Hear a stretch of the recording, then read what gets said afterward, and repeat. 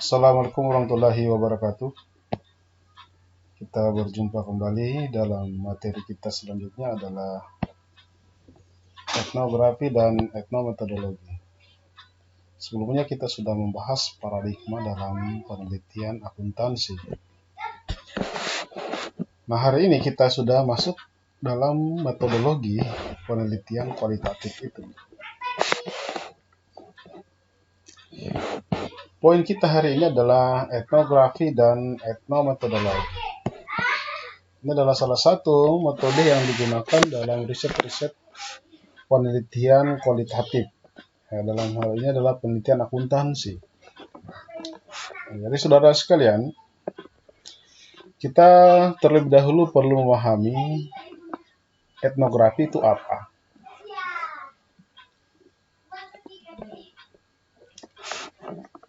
Banyak orang akan berpendapat ketika mendengar istilah etnografi maka akan mengaitkan langsung dengan budaya.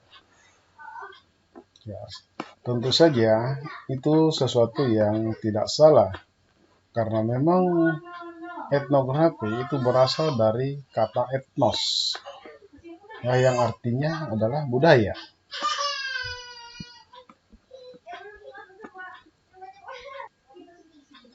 Meskipun saudara sekalian, penelitian dengan menggunakan etnografi itu tidak hanya dipahami dalam budaya-budaya masyarakat saja, budaya tertentu dalam sebuah etnis. Karena kenyataannya banyak penelitian-penelitian dalam jurnal-jurnal internasional yang prestisius, kita mendapati penelitian-penelitian yang menggunakan etnografi itu juga ditujukan pada persoalan budaya-budaya organisasi atau budaya-budaya perusahaan. Namun secara otentik memang etnografi ini tidak bisa dipisahkan dari studi tentang budaya. Etnografi ini adalah esensi dari kultural antropologi atau antropologi budaya. Di mana seorang etnografer itu harus belajar tentang budaya, bukan hanya sekedar memahami budaya tersebut. Jadi kita kasih tanda kutip belajar tentang budaya, bukan sekedar memahami saja. Kita harus mendalami seperti apa budaya itu. Kita akan mencoba untuk masuk dalam budaya itu. Kita akan mencoba diri kita untuk berbaur dengan budaya itu. Kita upayakan bahwa kita adalah bagian dari budaya itu. Itu adalah maksudnya. Belajar tentang budaya. Bukan hanya sekedar mengamati kemudian menyimpulkan. Hanya memahami saja. Nah, dalam sejarah kemunculannya etnografi ini, saudara sekalian, etnografer ini muncul karena adanya gairah barat sebenarnya. Gairah barat yang mengklaim telah menemukan timur. Orang-orang barat mengklaim mereka telah menemukan timur.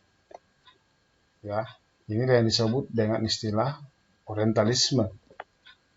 Bahwa orang-orang barat merasa bahwa timur sebagai barang temuannya, maka orang-orang barat itu memiliki tanggung jawab untuk mempelajari, menaklukkan serta membuat timur menjadi beradab. Karena di kacamata mereka, orang-orang timur itu belum beradab. Mereka lebih maju, peradaban mereka lebih canggih, lebih hebat. Sehingga bagi mereka, orang-orang timur masih ketinggalan zaman itu perlu untuk dimajukan, dibuat maju.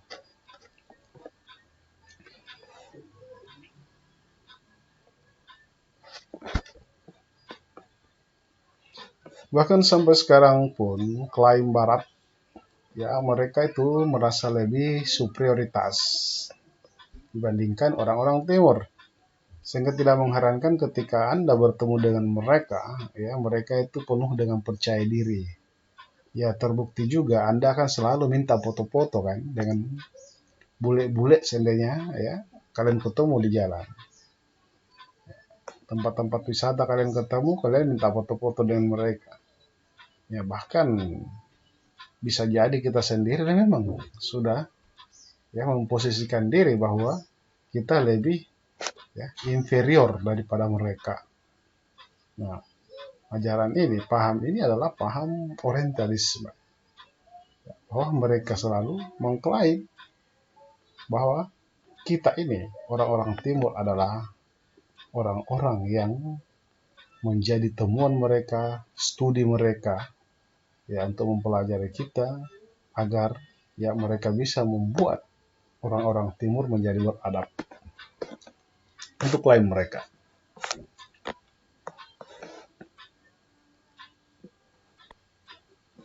Etnografi ini itu bahkan pernah digunakan oleh penjajah di negara kita ini, di Indonesia. Ya, menurut Lulops, ya, beliau mengatakan bahwa karena peran dari Snog Horgronjongjalah, seorang etnografer, akhirnya Aceh itu mampu ditaklukkan Belanda setelah menjalani perang selama 60 tahun lamanya. Snog Horgronjongjalah ini dia berpura-pura dulu jadi mualaf di Aceh. Bahkan dia menjadi ulama, ya, ulama besar. Dia mempelajari Islam, ya, karena Aceh kental dengan budaya-budaya Islamnya, ya. Menurut mereka, ya, karena budaya Islam inilah sehingga mereka kuat. Oleh karena itu maka perlu dipelajari, cari titik lemahnya, maka bagaimana caranya dia harus masuk ke dalam. Ya, sosok Snog Horgronjongjalah ya melakukan penyamaran menjadi seorang ulama. Ya, ini adalah ya contoh dari etnografi itu. Menjadi seorang etnografer, kita masuk ke dalam, berbaur di dalam, seakan-akan kita sudah menjadi bagian yang utuh dari budaya itu. Orang sudah percaya kita. Ya, maka mereka pun sukses ya melaksanakan misi itu dan akhirnya mampu menaklukkan Aceh. Ya, ini adalah salah satu contoh etnografer saudara sekalian, tetapi ya kita harus bijak melihat. Ya, kita harus bijak menggunakan etnografi itu. Ya, kita tidak boleh menggunakan untuk hal-hal yang menyangkut kepentingan-kepentingan ya pribadi ya, atau kepentingan yang ya di luar dari nilai-nilai kebenaran, apalagi nilai-nilai agama. Kemudian ya etnografi ini memberikan serangkaian langkah dalam menggali realitas empiris yang sangat terstruktur.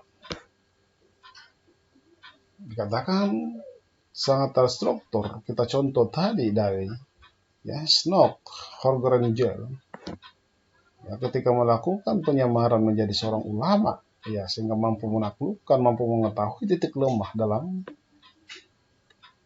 masyarakat ya Aceh ketika itu. Ya, kenapa bisa dilakukan itu? Karena tentu serangkaian langkah dia menggali realitas yang ada di dalam yang sangat terstruktur. Inilah cara-cara yang akan digunakan ya ketika kita juga akan melakukan sebuah riset ya, riset akuntansi dengan menggunakan pendekatan ya budaya masyarakat. Kemudian kita lihat ya bagaimana tantangan seorang etnografer. Seorang etnografer itu diharapkan ya menurut Spratly ya, dia mampu menyingkirkan naturalism. Apa itu naturalism? Naturalism itu adalah keyakinan atau pengetahuan seseorang tentang budaya tertentu yang diasumsikan dipahami sama oleh orang lain. Naturalism, ketika Anda meneliti sebuah budaya tertentu, Ya, apalagi kalau Anda adalah orang Bugis, kemudian ingin meneliti budaya Bugis. Maka dalam diri Anda ada neorealism sebenarnya. Ada pengetahuan yang sama antara Anda dengan masyarakat Bugis yang lain. Karena Anda sama-sama orang Bugis. Atas neorealism ini, pemahaman yang sama ini, maka cenderung Anda tidak akan mampu mendapatkan sesuatu yang baru. Tidak ada hal yang baru yang Anda dapatkan kalau Anda meneliti orang Bugis, meneliti budaya Bugis. Anda langsung menyimpulkan apa saja yang Anda lihat berdasarkan pengalaman-pengalaman Anda sebagai orang Bugis yang memang sudah menerapkan budaya Bugis. Ya, inilah asumsi, ya, pemahaman yang sama. Seorang etnografer itu tidak boleh mengambil simpulan atas segala apa yang ia lihat karena pengalamannya. Itu dia. Tidak boleh kita menyimpulkan karena pengalaman-pengalaman yang telah kita lalui. Ya, neorealism contohnya seperti ini, ya, contoh sederhana. Di rumah Anda memiliki saudara atau adik gitu, yang masih kecil seumpamanya. Ya. Adik Anda ini ketika dia tumbuh menjadi besar, Anda tidak akan pernah sadar. Ya, karena setiap saat Anda sama-sama dengan dia, Anda tidak sadar bahwa adik Anda itu setiap hari, setiap waktu, dari waktu ke waktu, dia semakin tumbuh, ya. Tumbuh menjadi remaja, ya, maka menjadi dewasa. Tetapi kalau seandainya Anda berpisah dengan adik Anda seumpama jauh jaraknya dengan dia, ya, Anda kebetulan pergi kuliah, ya, kuliah di Makassar atau di Jawa sana, kemudian sekali-kali Anda pulang, maka Anda akan mengatakan, woi, adik saya semakin besar, ya kan? Anda akan melihat bagaimana pertumbuhan adik Anda. Ya, Anda akan lihat, wah, dia semakin besar. Dulu waktu sebelum saya berangkat, ya, setahun sebelumnya, ya, pertemuannya hanya segini saja. Setelah Anda pulang, wah, dia semakin tinggi, semakin besar, semakin lebar badannya. Itu contoh, ya. Ya. Karena kita tidak familiar, ya. Kita tidak familiar dengan dia. Kenapa tidak familiar? Kita tidak berbaur secara langsung. Ya, etnografer adalah siswa, sedangkan sekelilingnya adalah guru. Ya. Maka syarat pokok etnografi itu adalah initially unfamiliar word.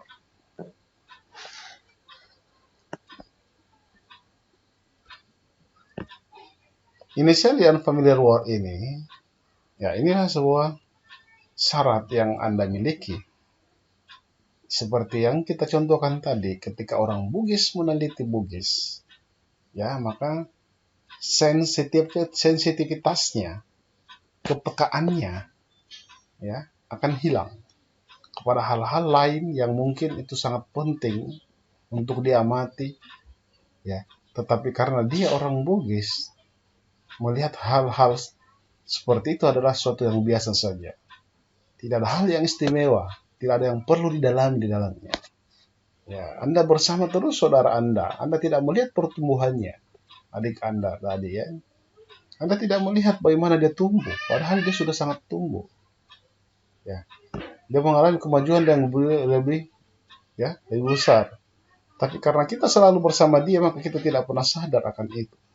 Ya, sense itu hilang. Ya, sensitivitas itu hilang, kepekaan itu hilang.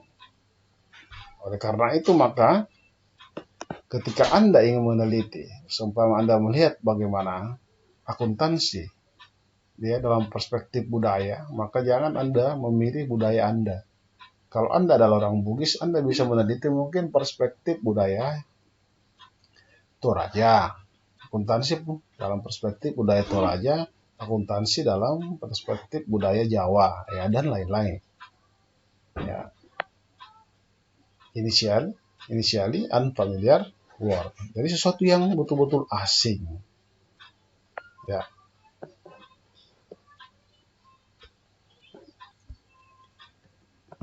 Kemudian, bagaimana menjadi etnografer? Etnografi merujuk pada definition of cultural knowledge, ya, knowledge privilege. Yang ditujukan tidak sekedar memahami, tetapi menemukan tema budaya. Ya, kenapa dikatakan menemukan? Ya, menemukan itu mengindikasikan bahwa sesuatu yang ditemukan itu sebelumnya tentunya tidak ada atau tidak diketahui keberadaannya. Sesuatu yang tidak familiar. Ya, sebagai syarat tadi ya, unfamiliar itu. Dalam menemukan tema budaya, maka terlebih dahulu itu perlu dipahami bagaimana itu budaya terkonstruksi. Kalau kita dikatakan ya, menemukan, maka bagaimana budaya itu terkonstruksi, bagaimana dia tercipta seperti itu. Kapan ya, kalau kita akan bertanya, sejak kapan di budaya kita, di Bugis ataupun di Luwu ini, setiap pernikahan selalu ada uang panai. Ya, ini bisa diteliti loh. Akuntansi uang panai. Ya, dalam perspektif budaya Luwu sumpah. Kita akan mencari tahu sejak kapan ini terjadi. Kapan dimulainya tradisi pernikahan itu selalu ada uang panai. Ya, dari segi agama kan, kalau kita Islam, maka yang wajib itu hanyalah mahar saja. Sementara uang panai ini, itu bukan mahar, di luar mahar. Ya, bahkan justru ini yang paling menentukan ya, jadi tidaknya ya, pernikahan itu. Lamaran itu diterima, itu kadang ini yang menjadi juga perdebatan. Ya, posisinya sangat penting sekali justru. Bahkan mahar itu nomor 2 saja. Yang nomor 1 itu panainya. Nah, kalau kita ingin meneliti bagaimana akuntansi uang panai ini, kita akan ya mengkaji bagaimana tradisi uang panai ini terkonstruksi. Kapan dia muncul, bagaimana caranya, ya, kok bisa ada sampai sekarang ini. Ya, untuk itu kita akan proses itu tentu akan membawa kita menemukan sesuatu yang mungkin yang tidak familiar. Ya, kalau kita sudah sangat familiar dengan masalah panai itu, uang panai itu, maka ya mungkin agak susah kita akan menemukan sesuatu yang asing di dalamnya. Ya.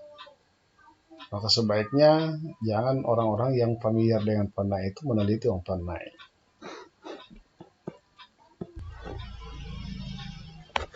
Nah, kemudian bagaimana kita menemukan tema yang tadi itu? Ya, karena tugas seorang etnografer adalah menemukan tema budaya. Nah, bagaimana tema ditemukan? Maka kita akan perlu memahami bagaimana itu budaya terkonstruksi. Bagaimana budaya uang panai ini terkonstruksi. Ya, dia menjadi tradisi. Tercipta di dalam masyarakat. Budaya itu. Karena budaya itu adalah terbentuk dari relasi pengetahuan budaya, ya, cultural knowledge,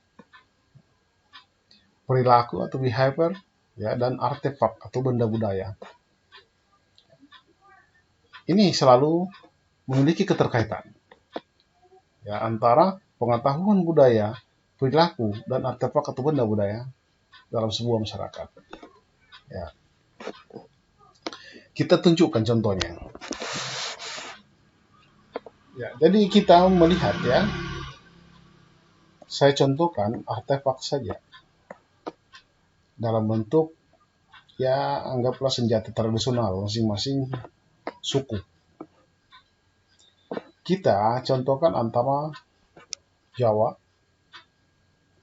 kemudian ada Madura juga, kemudian budayanya orang Bugis ya, Kasar, Luwu termasuk semua. Senjata tradisional kita itu artefaknya. Kalau Jawa itu kan keris ya. Keris itu Ya, dia berbengkok-bengkok gitu loh, berliku-liku gitu. Itu keris. Ya, kemudian kalau celurit, ya itu kan bentuknya yang sabit gitu. Ya, kemudian kalau bugis kan badik. Ya, badik itu lurus saja. Ya, badik itu lurus saja. Apakah ada keterkaitan dengan perilakunya masyarakatnya? Ya, artefak itu, benda budaya yang tadi, ya sangat ada kaitannya. Maka mari kita lihat ketika cara berpikir atau cara berbicara antara orang Jawa dengan orang Sulawesi Selatan itu berbeda. Orang Jawa cenderung, ya mereka cenderung ber apa ya namanya, berkelok-kelok gitu, ya, tidak to the point, ya. Mereka cenderung ya membenahi kalimat-kalimatnya, bahasa-bahasanya. Mereka berbicara panjang lebar, ya, berliku-liku, berkelok-kelok gitu. Ya, sesuai dengan keris itu. Kerisnya juga berkelok-kelok gitu. Ya, atas cara berpikir mereka itulah mereka pun membuat benda-benda sejarah mereka, artefak mereka juga seperti itu. Sesuai dengan cara berpikirnya mereka. Kemudian lihat badiknya kita orang Sulawesi Selatan. Badik itu lurus saja. Karena cara berpikir kita juga orang-orang Luwu atau orang-orang Bugis Makassar itu langsung to the point saja. Lurus-lurus saja. Ketika ada sesuatu yang ingin kita nyatakan, ya kita langsung to the point, langsung menyampaikan. Ya, tidak pakai bumbu-bumbu gitu loh. Ya, langsung saja disampaikan maksud dan tujuan. Ya, tidak ada bumbu-bumbunya, tidak berkelok-kelok gitu. Ya. Nah, itu ada kata-kata antara perilaku kita dengan artefak-artefak itu. Ya, relasi pengetahuan budaya, perilaku dan artefak. Nah, makanya kita lihat itu. Kita bisa melihat benda-benda budaya dari sebuah ya suku. Maka kita akan cari tahu bagaimana perilakunya, bagaimana pengetahuan budayanya. Ya, sebaliknya juga seperti itu. Kita melihat perilaku-perilakunya, maka kita akan bisa menyelesaikan bagaimana dengan artefak-artefaknya. Ya, oleh karenanya, maka tugas seorang etnografer adalah mencari tahu relasi tersebut, serta mengabstraksi arti budaya itu. Maka ketika Anda menggunakan etnografi ini, maka cari tahulah apa keterkaitan ya antara perilaku ini, artefak ini dengan pengetahuan budaya. Ya, akan ada hubungannya. Ya, kenapa bisa? Ya, kenapa bisa muncul budaya? Ya, kalau kita contohkan tadi uang panai itu. Ya, apa keterkaitan dengan ya sikap atau perilaku behavior dari masyarakat Bugis itu sendiri? Ya, sebenarnya bisa kita jawab ya. Memang ada keterkaitan erat antara itu. Kecenderungan kita memang adalah suka berpesta, ya, ya mungkin motivasi awalnya adalah ingin bersilaturahmi lebih dalam, suka berkumpul bersama-sama. Ya, dan ini kan kenyataannya membutuhkan biaya-biaya yang cukup tinggi. Ya, sehingga ini perlu dibiayai gitu loh.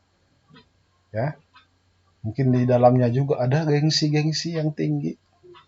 Sehingga itu sangat mempengaruhi, ya, sehingga muncullah ya keinginan ya menghadirkan sesuatu selain dari mahar, yaitu namanya uang panai. Ini contoh saja ya, untuk membuka wawasan kita ya, bagaimana kita menghubungkan ya antara perilaku, artefak dan ya pengetahuan budaya dalam rangka memahami bagaimana budaya itu terkonstruksi.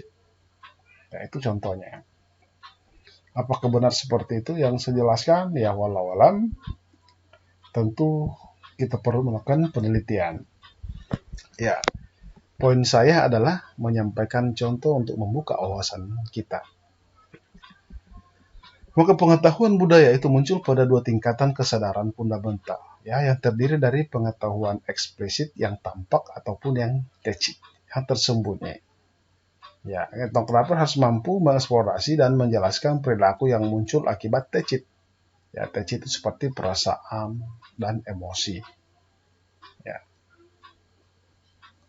itu perlu kita dalami, kita perlu eksplorasi bagaimana perilaku yang muncul akibat tacit itu, ya, yang melalui perasaan-perasaan dan emosi, karena dia kan tidak tampak, ya, dia tersembunyi. Kita akan hubungkan dengan yang eksplisit itu, yang tampak, ya, menginterpretasikan, ya, eksplisit berbasis pengalaman. Maka selanjutnya kedua kesadaran yang akan munculkan artefak atau benda budaya. Ya, itu tadi yang saya jelaskan ya sebelumnya. Ya, bagaimana budaya uang panai itu muncul. Ya, itu ada keterkaitannya. Bagaimana benda-benda budaya bersejarah kita, senjata itu berbeda antara suku-suku. Ya, Anda lihatlah suku-suku di Indonesia ini, senjata-senjata itu cenderung itu berbeda. Ya, maka silakan Anda hubungkan dengan perilaku mereka. Ya, kita bisa melihat bagaimana yang tacit, ya, perasaan dan emosi itu ada keterkaitan juga loh, ya, dengan benda-benda budayanya. Ya, yang selanjutnya kita akan masukkan ke dalam ya penelitian akuntansi kita, ya, yang meneliti tentang poin-poin akuntansi tentunya. Ya, menggunakan etnografi maka kita tidak boleh terjebak bahwa yang kita teliti murni budaya, ya, karena kita harus pahami bahwa penelitian kita adalah penelitian tentang akuntansi, yang sampai budayanya yang dominan.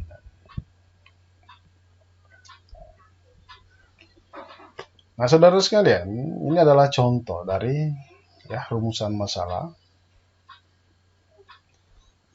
kalau kita menggunakan etnografi. Ya. Bagaimana praktek akuntansi serta nilai apa yang melandasinya pada perayaan kematian suku Toraja? Contoh, ya. Bagaimana pedagang Arab Bugis melakukan akuntansi jual beli di kampung Bugis? Bagaimana akuntabilitas praktek akuntansi uang panai dulu? Ya, bagaimana akuntabilitasnya? Kemudian bagaimana sistem pengadaan intern terbentuk berbasis nilai budaya dalam sebuah perusahaan seumpama. Nah, ini adalah contoh-contoh ya penelitian-penelitian rumusan masalahnya kalau kita menggunakan etnografi. Ya, ini singkat saja kita jelaskan ya melalui kuliah online ini tentang etnografi.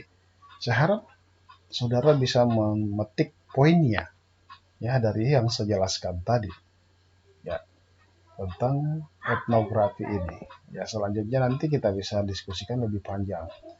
Ya, kalau ada yang mengangkat dalam diskusi, ya itu adalah indikator bahwa ada ketertarikan untuk menggunakan dan kita akan diskusi panjang masalah itu. Selanjutnya kita membahas etnometodologi. Ya, etnometodologi ini ya ada istilah etnonya ya. Itu dalam definisi dikatakan bahwa everyday activities as member method for making those sound activity visible, rational, and reportable for all practical purpose. And accountable as organization of commonplace everyday activities.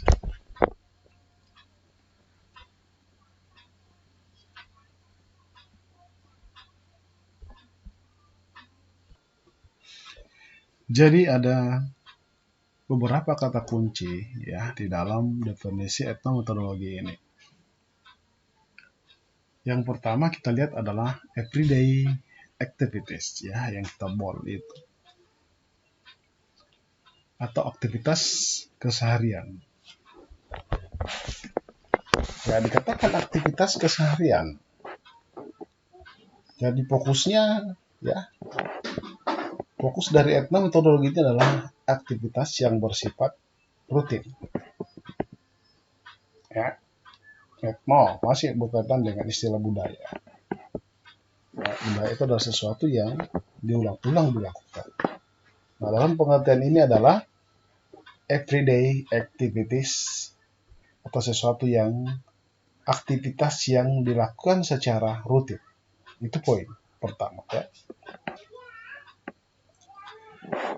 Aktivitas rutin ini itu kita bisa memahaminya dengan, ya, seumpama kita menggunakan, ya, kajian tentang akuntansi, ya. Anggaplah prosedur pengendalian persediaan atau kalkulasi harga pokok produksi. Itu tentu adalah aktivitas yang sangat rutin dilakukan dalam sebuah perusahaan. Ya, kalau dia bersifat rutin, maka dia akan cocok menggunakan etnometodologi. Ya, jadi kita lihat itu bersifat rutin. Ya. Kemudian yang kata kunci yang kedua adalah member method. Ya, member method ini, hal ini merujuk pada anggota kelompok. Ya, jadi kelompok, bukan individu. Kalau individu lain lagi, ya, kita bisa menggunakan nanti studi fenomenologi. Ya, kita akan bahas berikutnya. Serta cara mereka, ya, dalam melakukan aktivitas keseharian itu. Jadi kalau kita meneliti, tentu yang kita teliti nanti adalah individunya. Tetapi individu ini adalah representasi dari kelompok, ya. Bahwa apa yang dilakukan individu ini akan sama dilakukan oleh individu yang lain dalam komunitas yang sama, dalam kelompok yang sama. Ya. Terhadap apa yang menjadi aktivitas kesehariannya itu. Ya, yang kita contohkan tadi, yang bisa dalam bentuk, ya, prosedur pengendalian persediaan atau bagaimana menghitung harga pokok produksi, ya kan, itu adalah aktivitas keseharian. Maka semua akan bertindak sama, ya, karena memang yang mereka lakukan adalah representasi kelompok, bukan atas kesadaran individu. Ya, studi tentang kesadaran individu itu tadi fenomenologi. Kemudian, ya, karena ini adalah kelompok, ya, maka peneliti tidak boleh menentukan fokus pada individu semata. Ya, harus mencari keterkaitan individu dengan kelompoknya saat ia melakukan aktivitas tersebut. Ya, misalnya kita ingin menanyakan tentang, ya, seorang akuntan, ya, mengapa ia melakukan fraud, ya, karena ia berada dalam perusahaan itu. Ia melakukan fraud, ya, tentu hubungannya dengan, ya, kelompoknya dia, dengan perusahaan, dari posisinya dalam perusahaan itu, dan aktivitas keseharian seumpama yang dilakukan fraud selalu dilakukan. Ya, kita tidak menanyakan mengapa dia melakukan fraud karena kesadarannya secara individu atau karena keyakinannya sendiri. Ya, bukan itu yang kita mau tanyakan. Ya, karena itu bukan etnometodologi kalau metode itu kita mau pakai. Maka pertanyaan pertama terkait dengan keberadaan akuntansi tersebut, ya, sebagai member method, ya, atau anggota kelompok. Ya. Ya, terkait kita akan tanyakan tentang, ya, keberadaan akuntan tersebut sebagai anggota kelompok. Ya, dan pertanyaan kedua terkait dengan, ya, kesadaran akuntan. Ya, pertanyaan kedua akan lebih cocok dengan fenomenologi tadi itu, ya kan?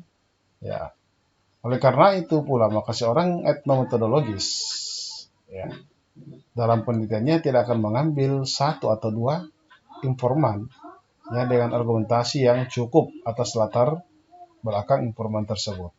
Tapi ia akan memilih suatu komunitas dengan aktivitas keseharian yang sama. Ya, tentu kita tidak akan melakukan ya, wawancara dengan semua anggota kelompok itu. Dan bukan kelompok yang kita wawancarai, tentu tetap individunya, tetapi ya itu tadi representasi dari kelompok. Ya, kita ambil beberapa orang di dalam itu untuk kita lakukan ya wawancara secara terstruktur. Ya, maka kita akan ya memilih komunitas, kemudian baru kita menetapkan informan-informannya dalam komunitas tersebut ya yang memiliki ya peran kuat ya dalam mereproduksi aktivitas keseharian tersebut. Ya, kita lihat otentikitasnya. Bagaimana keterwakilan itu betul-betul bahwa mereka yang kita pilih adalah informan-informan yang memiliki ya peran atau andil besar di dalam aktivitas tersebut. Ya, mengapa terjadi seperti itu? Kemudian ada visible, ya, visibly rational and reportable for all practical. Ya, mungkin ada di slide berikutnya.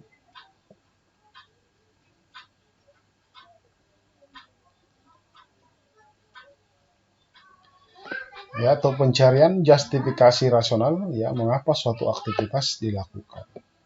Ya, mengapa seorang manajer gemar melakukan earning management seumpama. Ya, itu kita akan mencari apa ya justifikasi rasionalnya, alasan rasionalnya, mengapa mereka melakukan. Maka dengan demikian etnometodologi bukan etnografi yang mencari tema budaya. Ya, jadi bukan tema budaya seperti etnografi, tetapi lebih menekankan pada pencarian alasan-alasan rasional. Ya, visible, rational, and reportable for all practical. Ya, alasan-alasan rasional dan praktis yang dipahami para anggota atau organisasi tersebut. Apa menjadi pembenarannya? Ya, secara rasional. Mengapa mereka melakukan itu? Mengapa seorang manajer general melakukan earning management atau ya manajemen laba seumpama.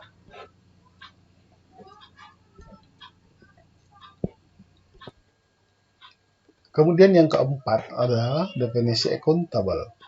Accountable ya.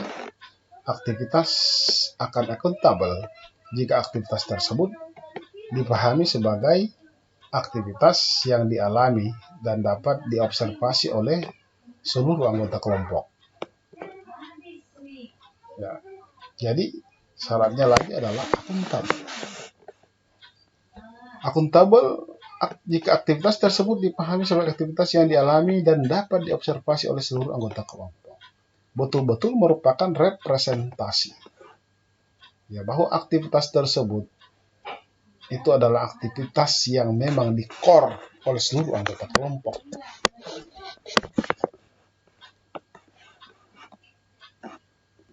Atau direproduksi kembali akibat kesepakatan tersebut. Ya, jadi dia ada memang karena ya, interaksi individu dalam kelompok itu yang sepakat untuk melakukan hal itu. Ya, tentu dengan alasan-alasan rasional yang tadi yang kita pernah ya, kita bahas itu.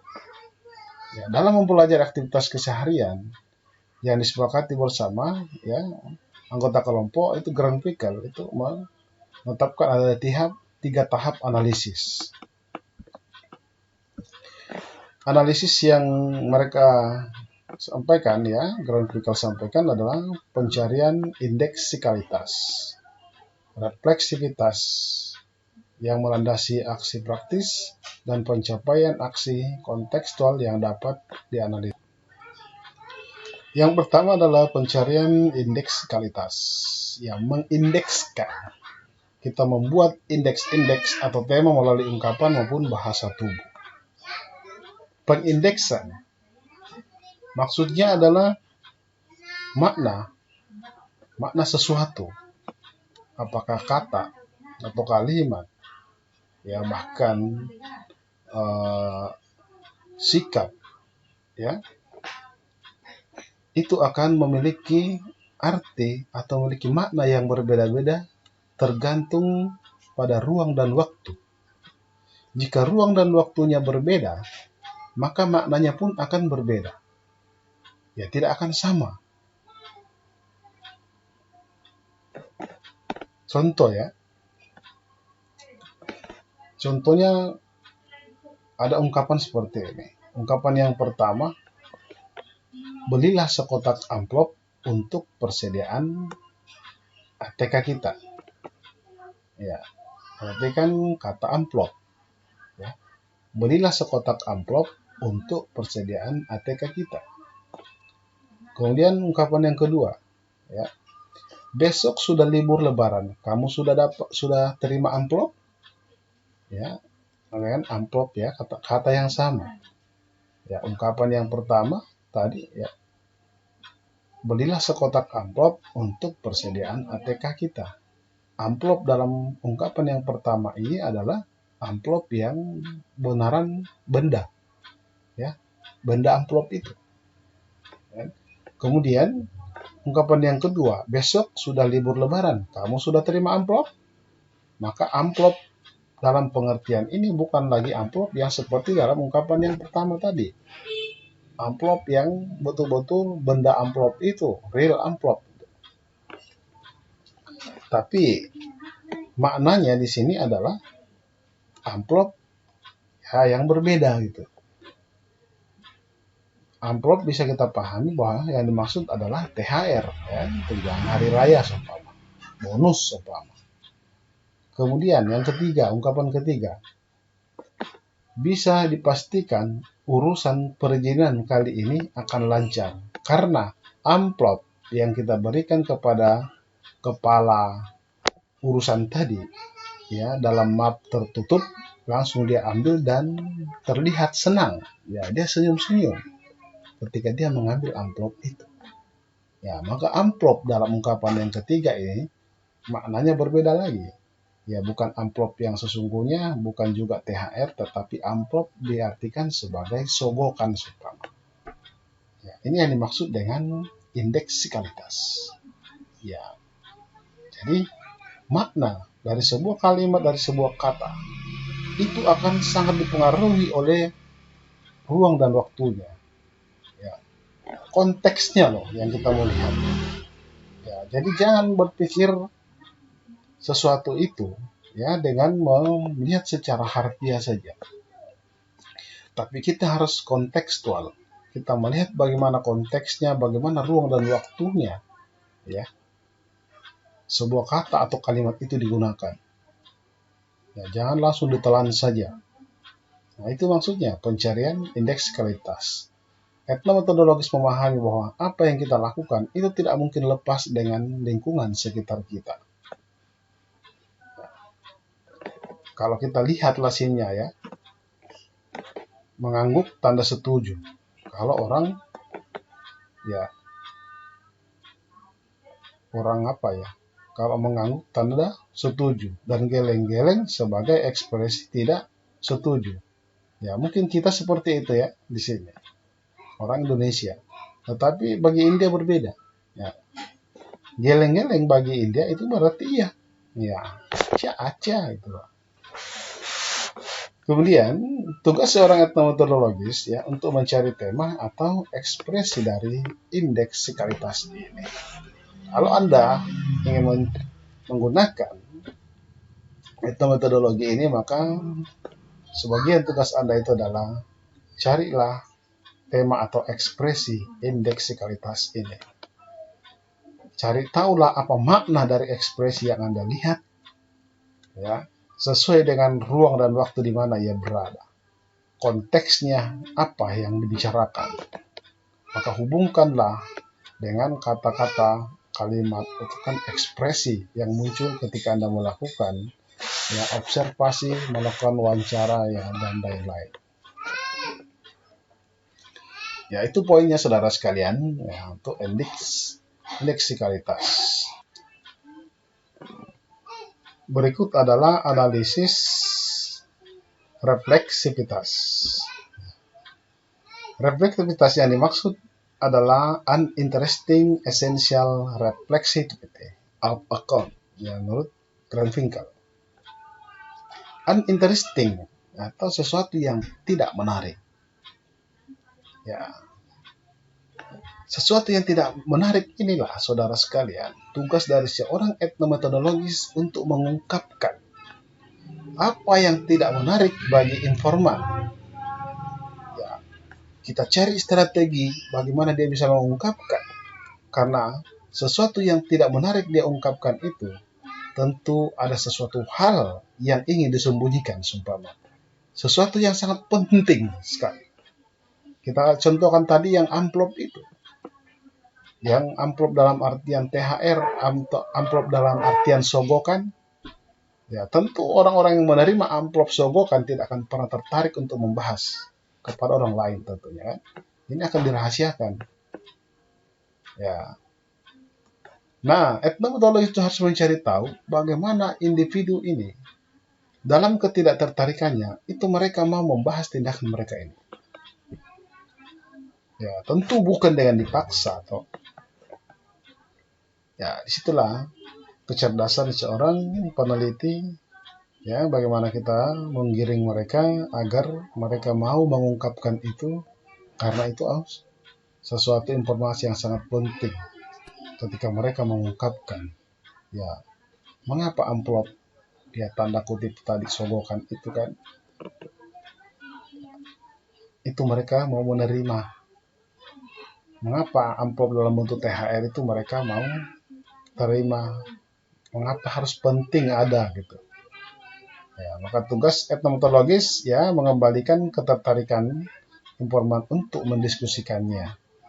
Ya, marilah kita provokasi dia agar mereka mau mendiskusikan apa alasan-alasan logisnya dan proses bagaimana ia melakukan pencarian alasan-alasan tersebut. Ya, itu tugas Anda sebagai seorang etnometodologis. Nah, kemudian terakhir adalah analisis aksi kontekstual. Ya, tahap ya ini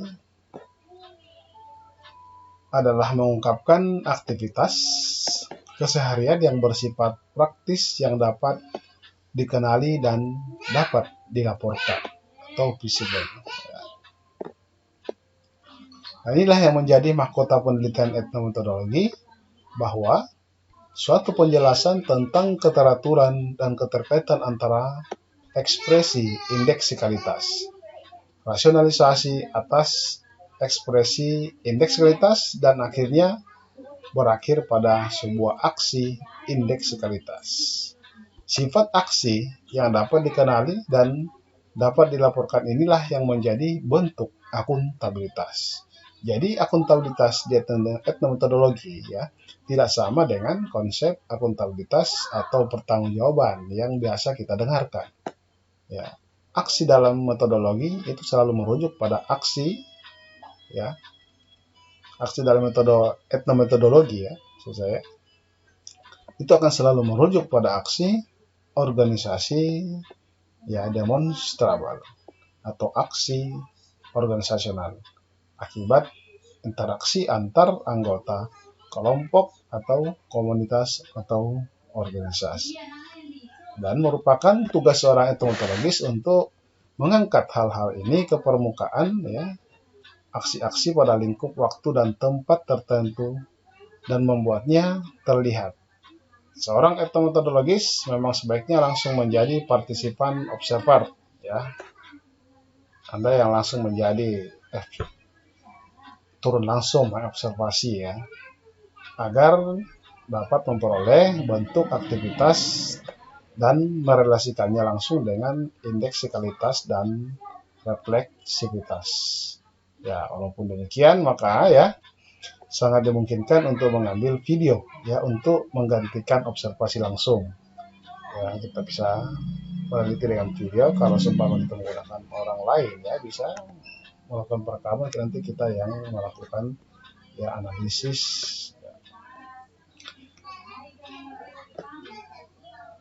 Nah, kemudian saudara sekalian, saya pikir, ya, Itu saja yang perlu kita bahas hari ini. Ya, semoga bermanfaat. Ya, dan kita akan berdiskusi yang perlu untuk kita diskusikan. Oke, ya. Jadi, apakah Anda seorang etnografer atau seorang etnologis? Ya, mengapa tidak ya? Mari kita buktikan deskripsi. Ya, demikian. Assalamualaikum warahmatullahi wabarakatuh.